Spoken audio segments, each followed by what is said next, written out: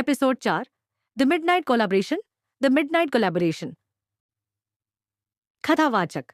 अंधेरे कमरे का वह चुंबन खत्म हो गया था, लेकिन उसका असर नहीं। अब वे न केवल प्रोजेक्ट पार्टनर थे, बल्कि एक दूसरे के गुप्त आकर्षण जोकीज के संरक्षक भी थे। उनके बीच की नफरत अब एक जौनती की लथपथन में बदल गई थी, जिसे उन्हें हॉस्टल के दरवाजों के पीछे छुपाना था। अगले कुछ दिन असहज थे। वे दिन में एक दूसरे से पूरी तरह बचते थे। कबीर फिर से अपनी इंजीनियरिंग की किताबों और तर्क के कवच में छिप गया था। आराध्या मंच पर अपना गुस्सा और जुनून दिखाती थी, लेकिन उसका हर भाव कबीर की याद दिलाता था। उनके प्रोजेक्ट की डेडलाइन नजदीक थी। उन्हें फाइनल प्रेजेंटेशन के लिए एक और इंटरेक्टिव मॉडल शुभ बनाना था। कबीर ड्राई टोन में, हमें आज रात जब हॉस्टल शांत हो जाए काम करना होगा, किसी को पता नहीं चलना चाहिए। आराध्या तनाव के साथ, ठीक है, मेरे कमरे में, वहां काफी बड़ी मेज है। एरीर रात का माहौल और अनियंत्रित केमिस्ट्री रात के 1 बजे। आराध्या बीमी याद से के कमरे में प्रोजेक्ट का काम शुरू हुआ। बाहर बारिश हो रही थी और कमरे में केवल मेज लैंप की हल्की रोशनी थी। कबीर ने अपना ध्यान पूरी तरह सॉकेट और वायरिंग सेगैर पर केंद्रित करने की कोशिश की, जबकि आराध्या डेटा चार्ट आयन पर रंग भर रही थी।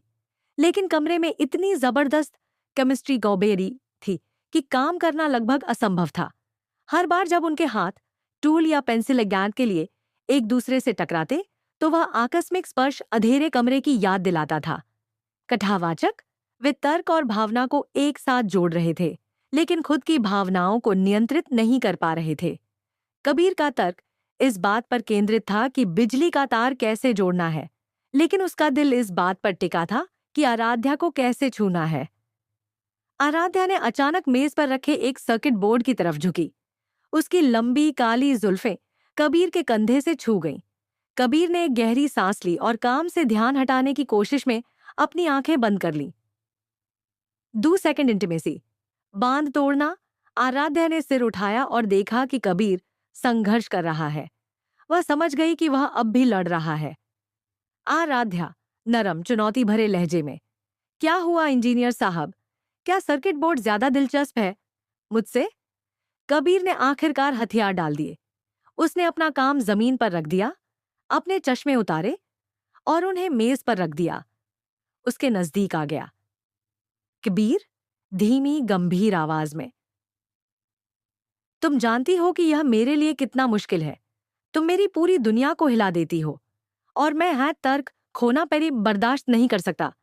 आराध्या, तो मत लड़ो, यहां भावना को जीतने दो। आराध्या ने धीरे से कबीर के गालों को छुआ। कबीर ने बिना किसी और तर्क के उसे अपनी ओर खींचा। कथावाचक। इस बार वह थकी पहला चुंबन नहीं था, ये एक स्पुष्टि मिनट थी। उनके हाथ तुरंत एक दूसरे के शरीर पर अपनी पहचान तलाशने लगे।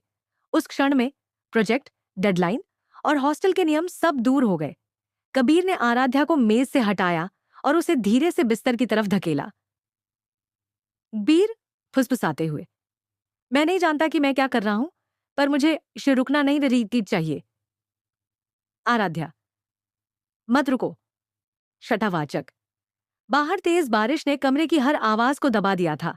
उस मेज लैंप की हल्की रोशनी में तर्क ने हार मान ली और उनके बीच की भौतिक और भावनात्मक दूरी टूट गई। वह रात इस आज सिर्फ आकर्षण की रात नहीं थी, बल्कि वह गुप्त बंधन की रात थी, जिसने उन्हें हमेशा के लिए एक दूसरे से जोड़ दिया। एपिसोड का अंत अगले दिन सुबह।